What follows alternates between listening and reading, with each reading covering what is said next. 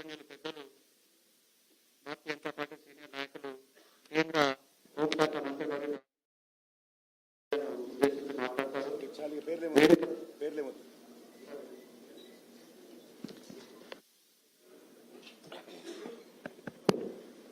आप सभी का भारतीय जनता पार्टी की प्रेस वार्ता में स्वागत है। हम सब जानते हैं आने वाले दिनों में तेलंगाना विधानसभा के चुनाव होने वाले हैं। ये चुनाव तेलंगाना राज्य के लिए और तेलंगाना के सभी नागरिकों के लिए बहुत महत्वपूर्ण और दिशा दर्शक चुनाव होने वाला है, क्योंकि एक लंबे संघर्ष की पृष्ठभूमि में तेलंगाना की रचना हुई। अलग तेलंगाना राज्य की मांग में तेलंगाना प्राइड के साथ साथ खुशहाल तेलंगाना भी एक मुद्दा था। और 10 साल के बाद जब पीछे मुड़कर देखते हैं तो रेवेन्यू सरप्लस स्टेट से लाखों करोड़ों का ऋण आज तेलंगाना स्टेट पर है। तेलंगाना की प्राप्ति के लिए जिन युवाओं ने अपना सर्वोच्च बलिदान दिया था, करीब करीब 1500 युवाओं ने दिया था, उन्होंने तेलंगाना की भविष्य की पीढ़ी के लिए अपना सब कुछ बलिदान किया था। आज युवा बिल्कुल निराश खड़ा है। किसान, दलित, बैकवर्ड्स बिल्कुल निराश खड़े हैं और सभी लोग तेलंगाना के भविष्य को लेकर आशंकित हैं। 30 नवंबर को तेलंगाना का चुनाव होना है। मैं तेलंगाना की जनता को, सारे मतदाताओं को अपील करना चाहता हूं कि आपका एक वोट केवल एक विधायक या एक सरकार का निर्णय नहीं करेगा। आपका एक वोट तेलंगाना और भारत के भविष्य का निर्णय और निर्धार करेगा। इसलिए सारी पार्टियों के परफॉर्मेंस के इवैल्यूएशन के साथ आप वोट कीजिए और मुझे भरोसा है कि तेलंगाना के सुज्ञ मतदाता जब ये पृष्ठभूमि को चेक कर कर वोट देंगे तो निश्चित ही तेलंगाना के मतदाता की पसंदगी कमल निशान पर होगी, मोदी जी की भारतीय जनता पार्टी पर होगी। ये 10 साल में बीआरएस ने एक प्रकार से करप्शन के अलावे कोई उद्यम नहीं किया है। मिशन भागीरथ घोटाला हो, पासपोर्ट स्कैम हो, मियापुर भूमि सौदे का 4000 करोड़ का घोटाला हो, आउटर रिंग रोड सिर्फ औने पौने दाम पर बेच देने का घोटाला हो, कालेश्वरम परियोजना का घोटाला हो, शराब घोटाले को हम सभी जानते ही है। ग्रेनाइट घोटाले में कितना मनी लॉन्ड्रिंग हुआ वो कोई छिपी बात नहीं है। 2020 की बाढ़ राहत में भी घोटाला किया गया। के रिपोर्ट से स्पष्ट हो गया है कि मिशन काकतीय में 22,000 करोड़ रुपए का बजट समाप्त होने के बाद भी सिर्फ 65% काम हुआ है। और बीआरएस के कार्यकर्ता दलित बंधु जो 2 बेडरूम हॉल किचन का स्कीम है, उसमें भी उगाही कर कर दलितों से पैसा लेते हैं। ये सारी बातें आज तेलंगाना की जनता की जनमानस में स्थिर हो चुकी हैं और तेलंगाना की जनता मानती है कि केसीआर की पार्टी बीआरएस ने यहां पर घपले, घोटाले और भ्रष्टाचार की सिवाय कुछ नहीं किया। किसी भी सरकार की क्रेडिबिलिटी, इसकी विश्वसनीयता, उसने अपने जो घोषणा पत्र घोषित किए हैं इसमें कितने वादे पूरे किए हैं इसके आधार पर होती हैं। 1 लाख नौकरियां देने का वादा किया था, 8 से ज्यादा पेपर लीक हुए और क्यों पेपर लीक हुए हम सब जानते हैं। भर्तियां हो नहीं पाई। 3000 रुपया प्रतिमाह बेकारी भत्ता देने का वादा किया था, वो भी पूरा नहीं हुआ। 40 लाख बच्चों को केजी से पीजी तक मुफ्त शिक्षा देनी थी, वो भी वादा पूरा नहीं हुआ। 7 लाख गरीबों को घर देने का वादा उन्होंने पूरा नहीं किया, मोदी जी ने इसका प्रयास किया। गरीबों का 1 लाख रुपए का लोन माफ करना था, वो भी नहीं हुआ। हर जिले में एक सुपर स्पेशलिटी अस्पताल खोलना था, वो भी नहीं हुआ है। Cinema city, pharma city, textile city, sport city और एजुकेशन सिटी, ये सभी बनाने का वादा था। सिटी कहीं पर दिखाई नहीं पड़ती है और सिटी के लिए जो जमीन था वो सारा गबन कर कर केसीआर के लोगों ने भ्रष्टाचार किया है। इसके दूसरी ओर भारतीय जनता पार्टी की नरेंद्र मोदी सरकार ने भारतीय जनता पार्टी के स्थापना से 1950 से जनसंघ से लेकर अब तक जितने वादे किए थे, ये 9 साल में हमने सभी वादे पूरे किए हैं। चाहे राम मंदिर बनाने का वादा हो, चाहे धारा 370 को समाप्त करने का वादा हो, चाहे ट्रिपल तलाक को समाप्त करने का वादा हो, चाहे गरीब कल्याण का वादा हो। हमने कई सारे गरीब कल्याण के काम केसीआर सरकार के असहयोग के बावजूद भी यहां किए। जैसे 40 लाख लाभार्थियों को, किसानों को हर साल 6000 रुपया मोदी सरकार चेक से दे रही है। 54 लाख गरीबों के घर में पीने का पानी नल से जल पहुंचाया। लगभग 33 लाख घरों में तेलंगाना के शौचालय बनाया। 1 करोड़ 90 लाख गरीबों को हर साल 5 किलो, हर महीने 5 किलो अनाज प्रति व्यक्ति हम दे रहे हैं। 11,50,000 माताओं को उज्ज्वला का गैस का सिलेंडर दिया। 2.5 लाख घर बनाए और ग्रामीण सड़क योजना भी 12,000 किलोमीटर बनाई। तो कौन पार्टी अपने वादे पूरे कर रही है, इससे इसकी विश्वसनीयता खड़ी होती है। और यहां पर केसीआर सरकार के खिलाफ एक बहुत बड़ा रोष तुष्टीकरण की राजनीति का भी है। हमारा संविधान किसी भी वर्ग विशेष को स्पेशल फेवर परमिट नहीं करता है। तुष्टीकरण की राजनीति के चलते जो तेलंगाना का प्राइड है, तेलंगाना का गौरव जिसके साथ जुड़ा है, जिसमें हजारों लोगों ने अपनी जान गंवाई, वो हैदराबाद विमोचन दिन को भी केसीआर ने मनाने का वादा तोड़ा है। इसके साथ साथ रिलीजियस रिजर्वेशन, केसीआर ने पूरे देश में एक ही राज्य ऐसा है जहां रिलीजियस रिजर्वेशन दिया जाता है जो संविधान सम्मत नहीं है, गैर संवैधानिक। 4% रिलीजियस रिजर्वेशन दिया है।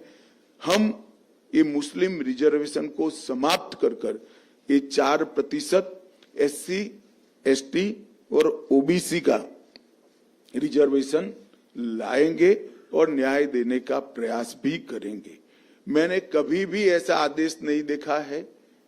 तेलंगाना सरकार के गृह विभाग ने मीडिया को आदेश दिया कि दंगों में अगर आरोपी अल्पसंख्यक है तो इसका नाम मत छापिए। दंगे दंगे होते हैं, नहीं छापना है तो दोनों कम्युनिटी का मत छापिए। नाम छापना कोई अच्छी बात नहीं है, परंतु सिर्फ अल्पसंख्यक का नाम न छापो, वो किस प्रकार का आदेश है मेरी समझ में नहीं आता है। और सिर्फ अल्पसंख्यक समुदाय के लोगों को सिविल एग्जामिनेशन में मुफ्त कोचिंग देना कितना उचित। अगर सभी गरीबों को देते और उसमें अल्पसंख्यक बच्चे भी आते, हमें कोई आपत्ति नहीं। एससी आते, एसटी आते, गरीब बच्चे आते, सभी गरीबों को मुफ्त कोचिंग मिलना चाहिए, एक समान प्लेटफॉर्म मिलना चाहिए।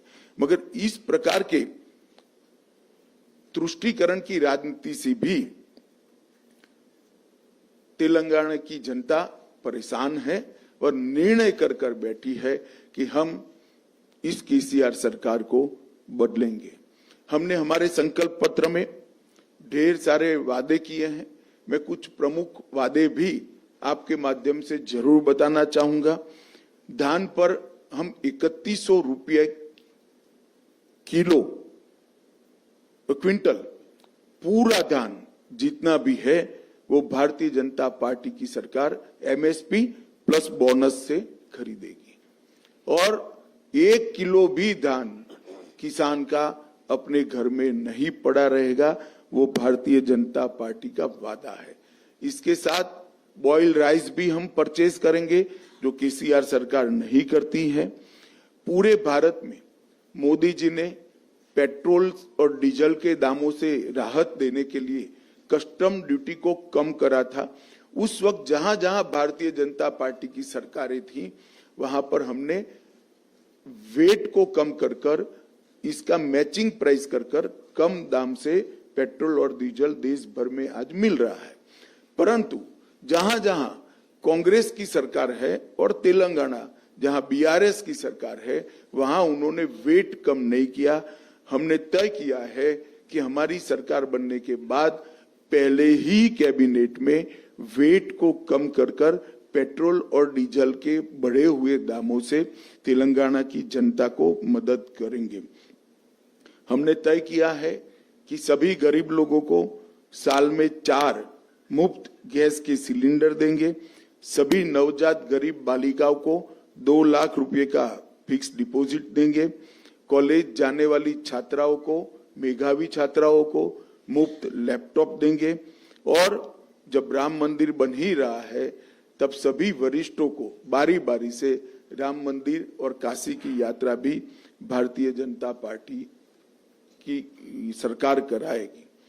मित्रों, कांग्रेस पार्टी ये सालों से तेलंगाना विरोधी पार्टी रही है। तेलंगाना के लंबे किसी ने सप्रेस करने का काम किया तो कांग्रेस पार्टी ने किया। पहले भी जब संयुक्त आंध्र प्रदेश था तब भी श्री अंजय्या का सार्वजनिक अपमान आज भी तेलंगाना की जनता भूल नहीं सकती। नरसिम्हा राव जी को जिस तरह से अपमानित किया वो भी तेलंगाना की जनता आज भी नहीं भूल सकती। और तेलंगाना आंदोलन में 2009 में अलग तेलंगाना का वादा करने के बाद भी न देने के कारण कम से कम 15 युवाओं ने अपनी जान गंवाई। जब तेलंगाना की जनता बीआरएस को, टीआरएस को बदलना चाहती है, मैं तेलंगाना की जनता को स्पष्ट रूप से बताना चाहता हूं कि आप ओवैसी को वोट दोगे तो भी वो बीआरएस के पास जाने वाला है, आप कांग्रेस को वोट दोगे तो भी वो केसीआर के साथ जाना है। ये ट्रैक रिकॉर्ड है। जब जब ओवैसी के विधायक चुनकर आए, तुष्टीकरण की राजनीति के कारण उन्होंने टीआरएस का, बीआरएस का समर्थन किया और कांग्रेस के जितने विधायक चुनकर आए गत 2 चुनाव में सारे के सारे बाद में टीआरएस में शामिल हो गए।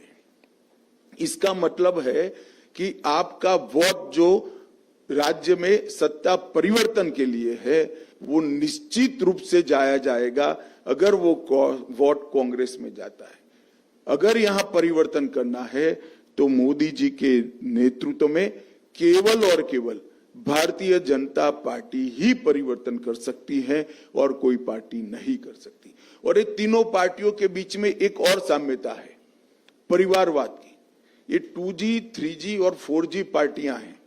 आप 2G, 3G, 4G से करप्शन के बारे में नहीं कह रहा।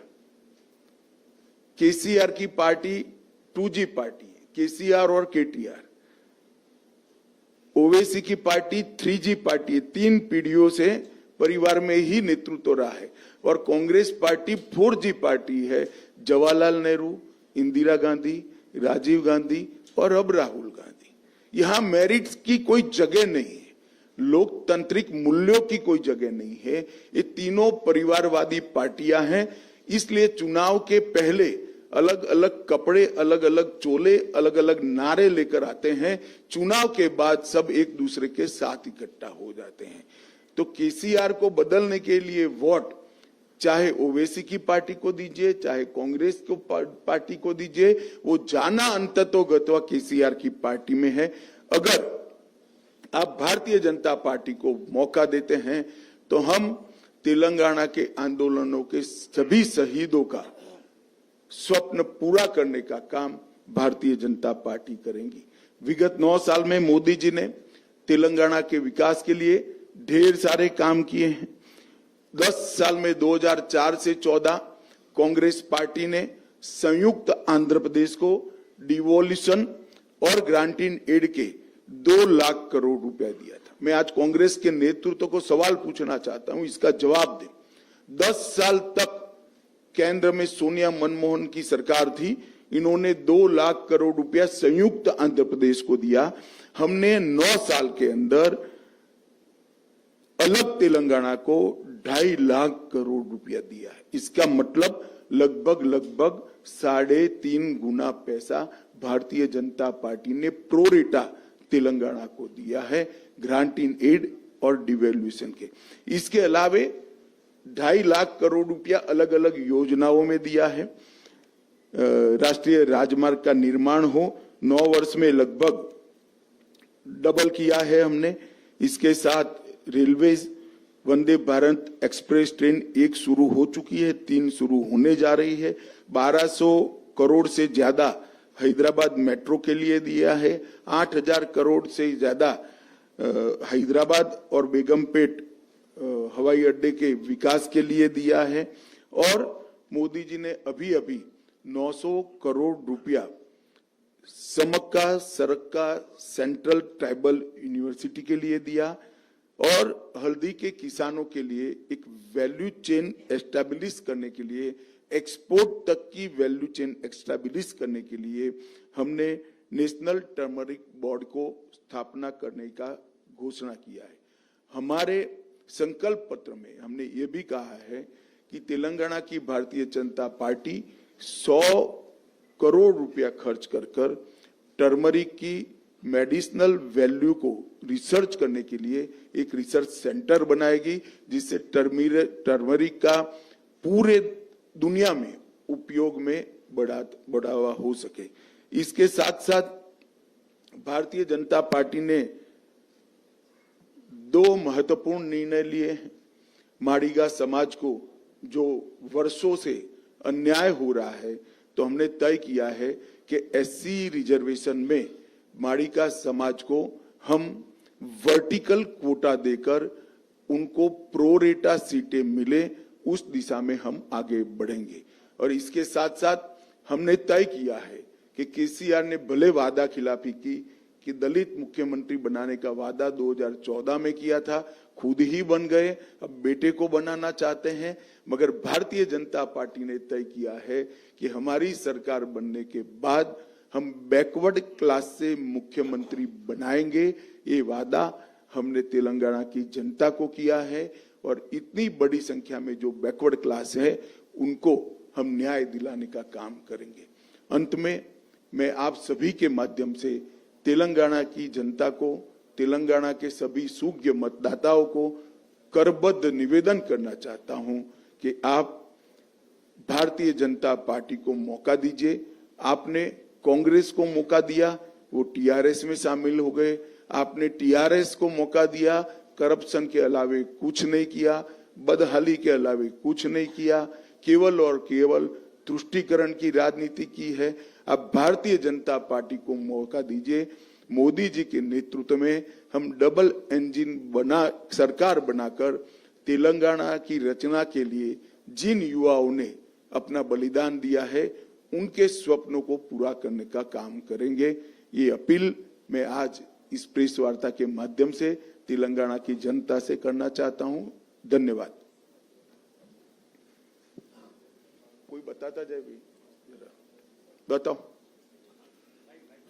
माइक के बगैर बताओ, दे दो भाई, आगे बोलो तुम।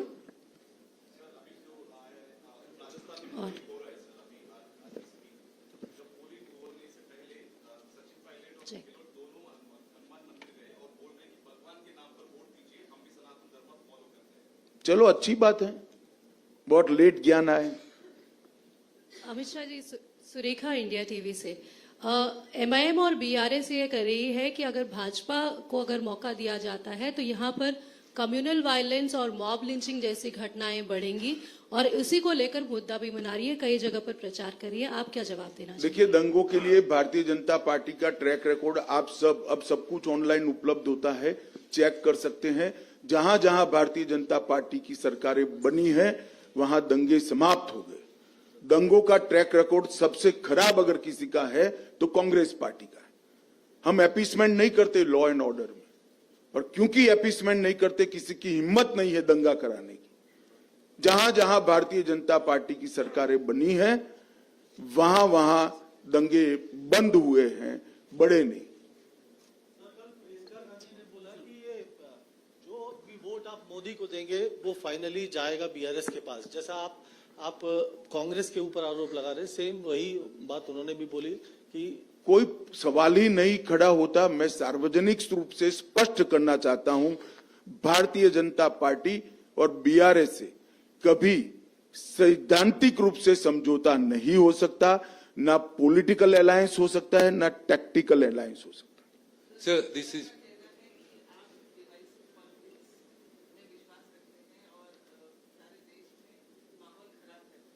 देखिए, कोरा आरोप लगाना ठीक है। क्या मुस्लिम रिजर्वेशन देना ये विभाजनकारी पॉलिसी नहीं है? क्या तेलंगाना विमोचन दिन नहीं मनाना, हैदराबाद विमोचन दिन नहीं मनाना, वो किसके डर से नहीं बनाते हैं? हमारा एक तो उदाहरण दीजिए, क्या विभाजनकारी पॉलिसी है हमारी? तेलंगाना में बहुत भ्रष्टाचार करा अब बोल रहे हैं, अभी तक एक्शन नहीं ले रहे हैं। बीआरएस को प्रोटेक्ट बीजेपी कर रहे हैं, कांग्रेस प्रचार करके जा रहे हैं। कैसा देख रहे हैं? देखिए, जो भारत सरकार के डोमेन में है वो सारी जांच प्रक्रिया में है, मगर चुनाव के कैलेंडर के हिसाब से जांच नहीं चल सकती। मैं आपको स्पष्टता पूर्वक बताता हूं, भारतीय जनता पार्टी की तेलंगाना में सरकार बनने के बाद एक एक करप्शन की जांच होगी और रिस्पॉन्सिबल लोग जेल की सलाखों के पीछे जाएंगे। Sir, this is Paniharan from Hans India. You are talking about appeasement. There are reports that, Indian citizenship is being sold in the open market in West Bengal by offering voter cards and that kind of enrollments. What is your take on that? देखिए, हमारे संज्ञान में कुछ मामले आए हैं, इसकी detail जांच हो रही है और किसी को बख्शा नहीं जाएगा, किसी को बख्शा नहीं जाएगा। कठोर कदम उठाएंगे। सर, इस चुनाव में हम देख रहे हैं सर, काफी पर्सनल अटैक्स हो रहे हैं। सारे राजनीतिक दल एक दूसरे को पर्सनल अटैक कर रहे हैं। प्रधानमंत्री जी को के पिताजी का नाम लिया गया, उन पनौती जैसे शब्दों का उपयोग किया गया। इसको कैसे देखते हैं? देखिए, जब भी प्रधानमंत्री जी के बारे में बिलो द बेल्ट लैंग्वेज का उपयोग हुआ है, देश में कोई भी राज्य हो, जनता ने उसका करारा जवाब दिया है। मुझे भी भरोसा है ये जो बिलो द बेल्ट लैंग्वेज उपयोग हो रही है, उसका करारा जवाब तेलंगाना के मतदाता वोटिंग में देंगे। अमित जी, इस चुनाव में जो है ओल्ड हैदराबाद की अगर बात करें तो फिलिस्तीन जैसे मुद्दों को लेकर वोट मांगे जा रहे हैं। जो लोकल मुद्दे उसे ना उठाकर फिलिस्तीन जैसे मुद्दों पर जो वोट मांगे जा रहे हैं, उसे आप किस तरह से देखते हैं? अब मैं तो आप अपेक्षा ओवैसी की पार्टी से और क्या अपेक्षा कर सकते हैं? यही अपेक्षा कर सकते हैं। मुझे कुछ आश्चर्य नहीं है उसमें।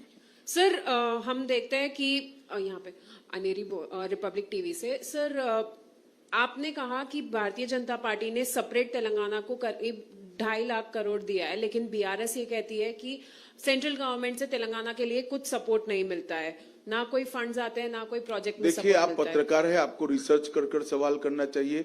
भारत सरकार का बजट कोई छिपी चीज नहीं होती है, बजटरी डॉक्यूमेंट होता है, और जब बजट समाप्त होता है, साल समाप्त होता है, तब कितना इम्प्लीमेंट हुआ वो भी पार्लियामेंट के सामने आता है।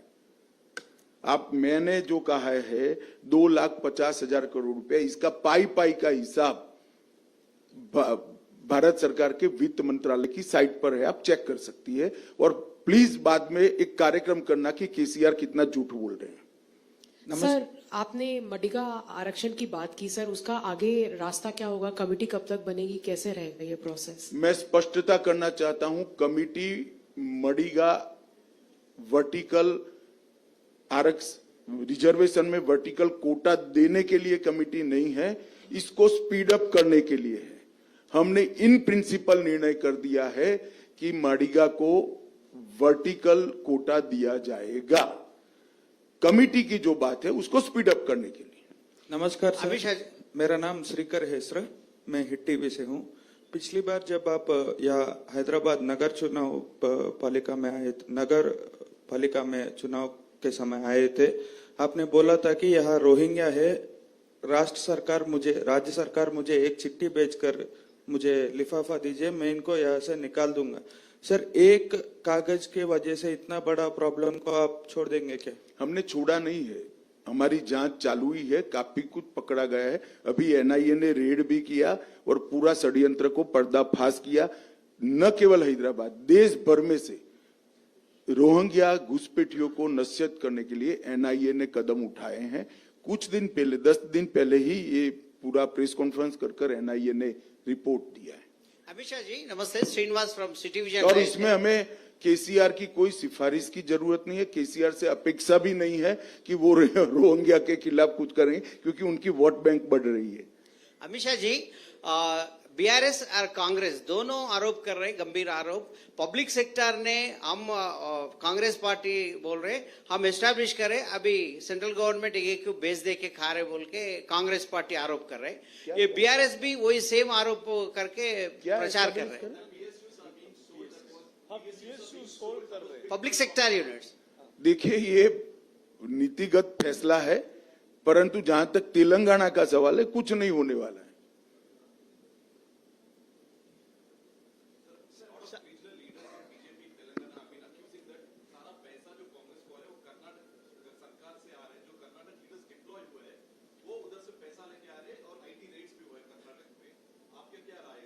राय क्या है भाई, एजेंसियां को अपना काम करना चाहिए, चुनाव आयोग ने अपना काम करना चाहिए। कांग्रेस और बीआरएस दोनों का करप्शन के पैसों से चुनाव को पॉल्यूट करने का एक बड़ा लंबा हिस्ट्री रहा है। भारतीय जनता पार्टी इसमें विश्वास नहीं करती है। सर एक हेलो,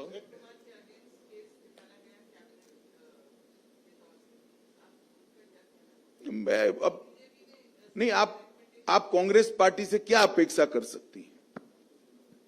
इससे ज्यादा अच्छी अपेक्षा कर ही नहीं सकते आप, वो ही करेंगे वो। शाह जी मैं हिंदी मिलाप से हूँ, विकास जगताप। इधर आपने कहा कि 9 साल में 9 करोड़ रुपए हमने राज्य सरकार को दिए हैं और 2.5 लाख रुपए भी दिए हैं, लेकिन केसीआर जी कहते हैं, केटीआर जी कहते हैं आपने कोई हम पर एहसान नहीं किया है। जो हमारा हक है तेलंगाना का, वो हक आपने दिया है। आपने अतिरिक्त क्या दिया है? पहले समझ लीजिए, मेरा प्रश्न पूरा नहीं हुआ है। हो गया, मैं समझ गया। मेरा जवाब देने के बाद आप फिर से पूछ सकते हैं। हम जो टैक्स दे रहे हैं वो पहले समझो ना, मैं बोला ही हूं ये डिवोल्यूशन और ग्रांटिंग एड का पैसा है, हेड के साथ बोला हूं। मैं भी मानता हूं ये तेलंगाना का अधिकार है।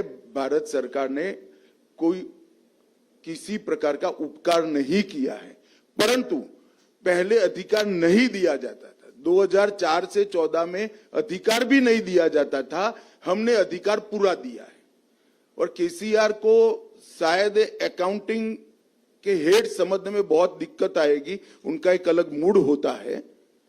और एक घर पर बैठकर सरकार चलाने वालों के समझ में भी नहीं आता है, फार्म हाउस में समझ में नहीं आता है, इसके लिए सेक्रेटरीट में जाकर मीटिंग करनी पड़ती है। सर अमित जी, इस तरफ एक और सवाल मेरी तरफ से आशीष सर, लगातार MIM असदुद्दीन ओवैसी, अकबरुद्दीन ओवैसी लगातार ये बोल रहे हैं कि बीजेपी कुछ भी कर ले, हमारे इलाके में जैसे हम GHMC में अपने फोर्ट को होल्ड करके रखे, इस बार भी होल्ड करके रखेंगे। और एक और इंसिडेंट हुआ सर, चुनाव प्रचार के दौरान अकबरुद्दीन ओवैसी जी का एक वीडियो वायरल हुआ जहां वो पुलिस वालों को धमकाते नजर आए, इस पर आपकी प्रतिक्रिया क्या है? देखिए, इस पर मेरी प्रतिक्रिया का कोई मतलब नहीं। यहाँ चुनाव है, पूरा तंत्र चुनाव आयोग के को चलाना है, चुनाव आयोग इसकी संज्ञान लेगा और कदम उठाएंगे। मैं इस पर कोई टिप्पणी नहीं कर सकता।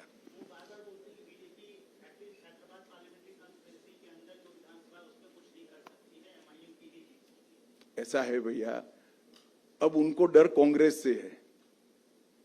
इस बार उनकी वोट बैंक में कांग्रेस बड़ा डिवीजन कर रही है, थोड़े डरे हुए हैं। हेलो,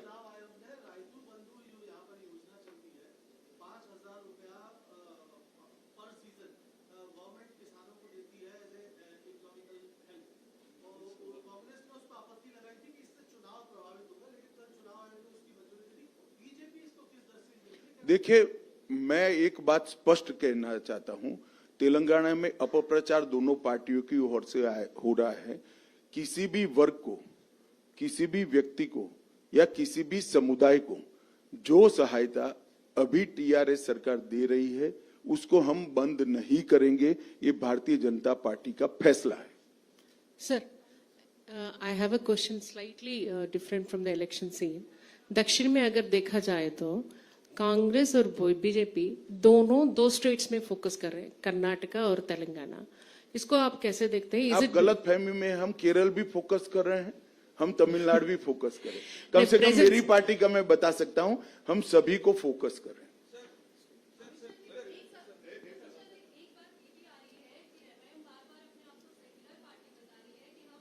आप मानती हो क्या? अरे भाई, आप जब कन्विंस हो तभी मुझे पूछिए ना, आप मानती हो क्या ये सेक्युलर पार्टी है? चलिए, ऐसे सवाल नहीं पूछते हैं, बाकी सारे लोग भी आपके बारे में सोचेंगे। एक्सक्यूज सर, मैं सदाए हुसैनी उर्दू पेपर से हूँ। सर, मेरा क्वेश्चन ये है कि वजीर आजम नरेंद्र मोदी साहब सबका साथ सबका विकास बताते हैं, तो बीजेपी का जो मंशूर जारी किया उसमें बताया गया है कि मुस्लिम रिजर्वेशन हम खत्म किया जाएगा, ऐसे सवाल। और पुराने शहर में खासतौर पे वहाँ पर जो मुकामी पार्टी से जो काम कर रही है, वहाँ पर लोगों को शिकायत है कि वहाँ तरक्की नहीं। तो आपका इसके लिए खासतौर ओल्ड सिटी के लिए क्या डेवलपमेंट है? देखिए, बैठिए। सबका साथ सबका विकास, इसका मतलब है सरकारी योजनाओं में किसी को भी धर्म के आधार पर अन्याय नहीं होगा। आप तेलंगाना में से एक भी उदाहरण ले लीजिए कि माइनॉरिटी के है इसलिए उनको गैस का सिलेंडर नहीं मिला है, एक भी उदाहरण लाइए। या माइनॉरिटी का बंदा है तो उसको मुफ्त अनाज नहीं मिला है। मगर सबका साथ सबका विकास का मतलब ये नहीं है कि गैर संवैधानिक रिजर्वेशन दिया जाए।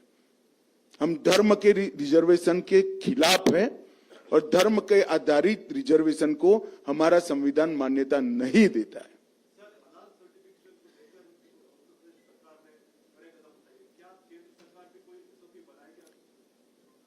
देखिए, इस पर अभी केंद्र सरकार ने कोई निर्णय नहीं किया है और इस पर पूरा सोच विचार कर ही मैं केंद्र सरकार की ओर से कुछ बता सकता हूं।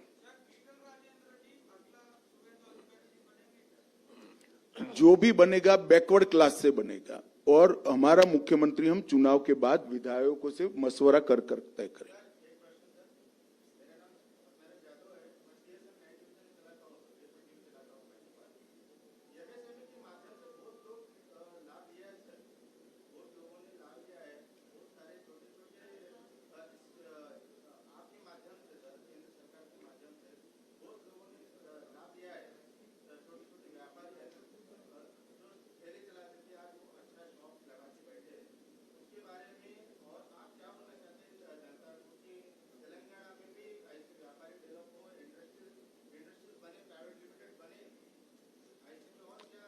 देखिए, भारत सरकार की सभी योजनाओं को केसीआर ने यहाँ पर जितना सपोर्ट राज्य सरकार के इंफ्रास्ट्रक्चर का मिलना चाहिए नहीं दिया है। इसके लिए भारत सरकार की 125 के करीब सभी योजनाओं का अच्छा इम्प्लीमेंटेशन नहीं हो रहा है। इसीलिए मैं अपील करने आया हूं कि डबल इंजन की सरकार लाइए, नरेंद्र मोदी गवर्नमेंट की सभी योजनाओं को हम 100% इम्प्लीमेंटेशन करेंगे। मुझे लगता है आप बहुत स्ट्रेच कर अब सवालों में जा रहे हैं, तो आप सभी का धन्यवाद और मैं आशा करता हूं मेरी फीलिंग को आप जनता तक जरूर पहुंचाइए। बहुत बहुत धन्यवाद। అందరికీ ధన్యవాదాలు।